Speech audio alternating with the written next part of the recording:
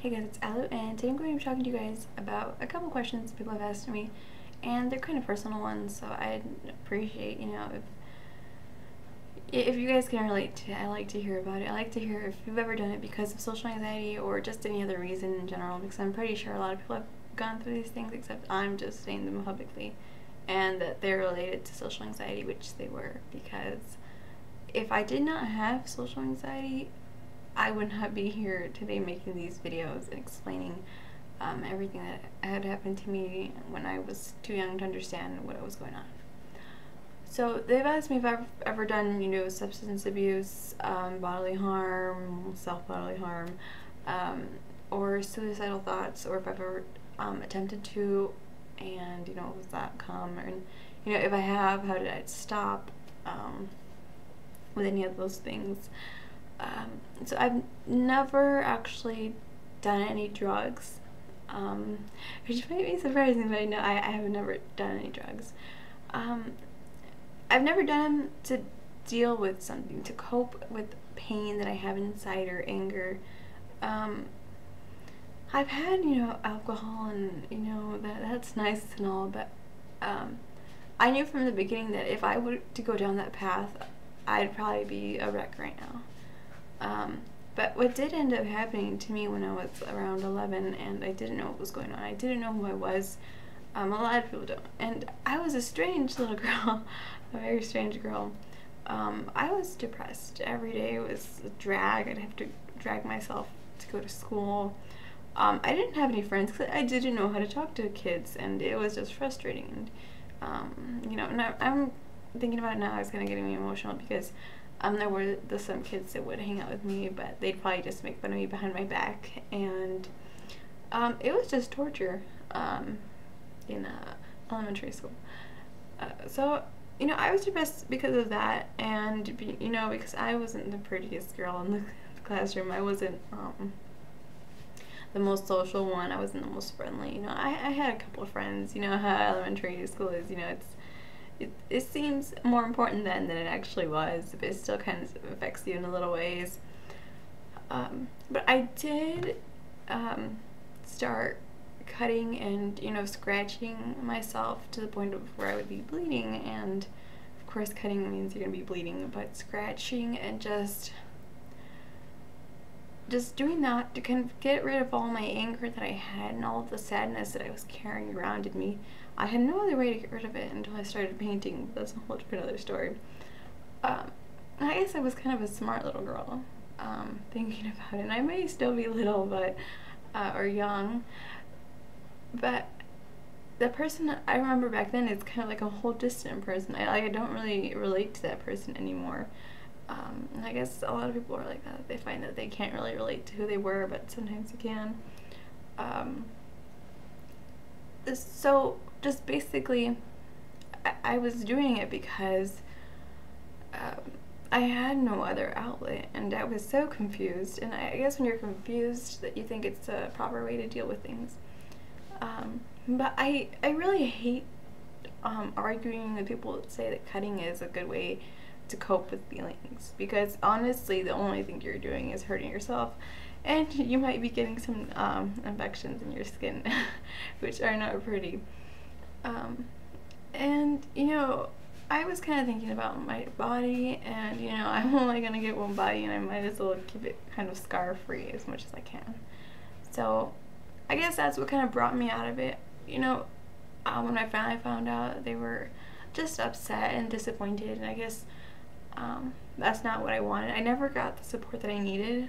I never had someone there for me to like kind of just like show me that someone cared. So I was pretty much on my own, and people like wonder how I could have done it on my own by myself being 11 years old. I spent a lot of time thinking. I didn't go outside. I didn't have friends, and that's just how it was. I just remember sitting in a room, thinking, sitting in a corner thinking, and this is a lot of personal details, but I feel like a lot of people don't understand how much social anxiety can affect a person especially children. The children don't understand what's going on, or they have this fear that they need to get over, and it gets better when they get older. You know, like the It Gets Better campaign. I kind of wish they had that for the social anxiety kids, because it is really a horrible time. You know, childhood is already bad enough with the bullying and all of that stuff, and making friends and being nervous and doing new things, and it's on top of all of that, and you having to worry about, you know, fear of people is kind of extreme. And I guess in my life I would like to kind of promote awareness of social anxiety in children, and kind of spotting it and looking out for it, because it's something that affects I guess not everyone, but you know, it's pretty common. Okay, so I talked about substance abuse, which I didn't do, and bodily harm I did. I no longer do it, as I said before, because I realized back then what I was doing. I'm pretty sure a lot of people have done it, even if they don't have social anxiety. And I guess a lot of people can relate to it, but we don't speak about it because it's wrong to speak about it, and we don't want to look like freaks. But you know, I already look like a big enough of a freak, so I don't mind. But suicidal thoughts, yeah, I'm pretty sure I've had many.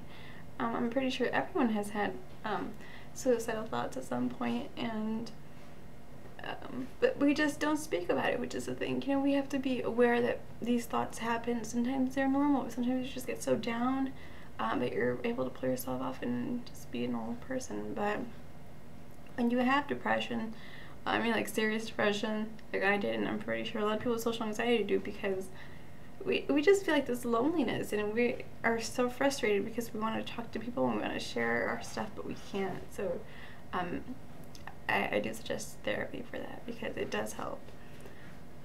Treating on your own also helps if you're strong enough. If you don't have that will to keep going and just going step by step, then you're never going to do it alone, and you should get some help, because it really does, you know, help. But yeah, I've been there. I've been, you know, down the path where I've been alone, and I've thought about, you know, ending my life, and I had it. This is kind of weird, but I did have a date planned.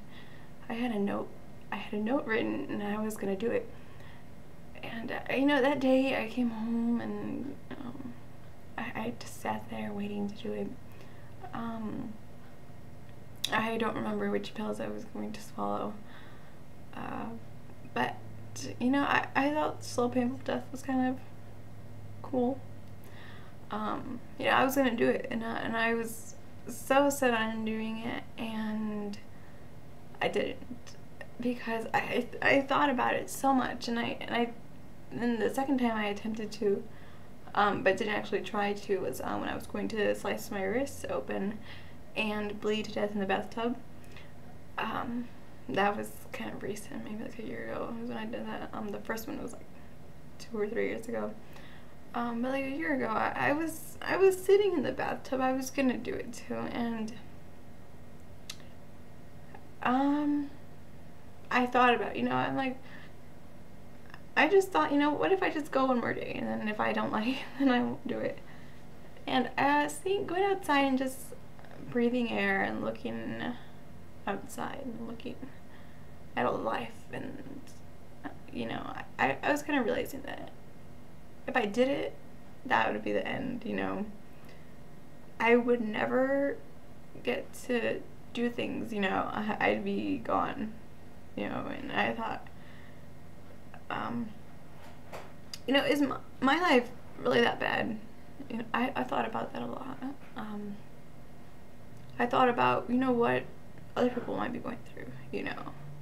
And I kind of started to feel guilty, and that's when I've never thought about ending my life since then. But I had this guilt over me for no reason. Like, someone just came and put guilt into me, saying, who do you think you are, saying that your life is so bad just because you have a little mental disorder that you can't really deal with.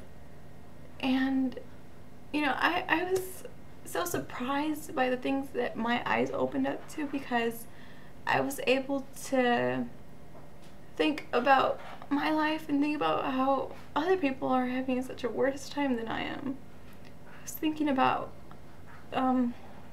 children in other places, you know, I was thinking about so much pain that goes on in the world, so much that I'm not going through. I have food, I have shelter, I have some people that kind of want to talk to me, you know, what's so bad about life? And I kind of wish that more people that are going through a tough time and thinking about suicide should just take a step back and really realize what you have.